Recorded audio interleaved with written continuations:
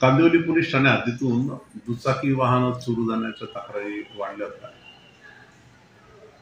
Police स्टेशनला काम करत असलेले पथकाने त्याच्यामध्ये API गीते आणि त्यांच्या सहकार्याने वेगवेगळ्या ठिकाणी ट्रॅप लावून आरोपींना शोध करण्यास सुरुवात केली.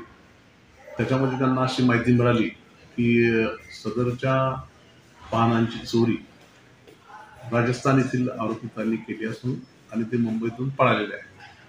त्यावरून त्यांनी तांत्रिक विश्लेषण आणि त्यांच्या खबरांच्या मार्फत त्या आरोपींचा माग काढून राजस्थान येथे जाऊन 2 आरोपींना ताब्यात घेतले. त्या आरोपितांकडून तेथे 5 दुचाकी वाहनं जप्त केली. त्यांना मुंबई येथे आणलं. मुंबईत आल्यानंतर न्यायालयासमोर हजर केलं. त्यांची पोलीस कोठडी घेतली. त्यानंतर अजून 4 दुचाकी वाहनं इथून मिळालेले. एकंदरीत मिळालेल्या वाहनापैकी 4 कांदिवली पोलीस ठाण्यातील व 4 चारकोप पोलीस ठाण्यातील अशा वाहनांचा तपास झालेला आहे. 3 वाहनं आहेत.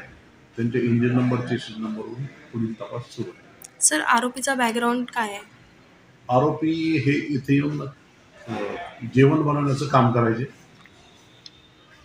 खानावळी सारख्या ठिकाणी जेवण बनवून आपली उपजीविका साधायचे व असा तो एक दाखवण्यासाठी त्यांनी तो बनाव केलेला होता.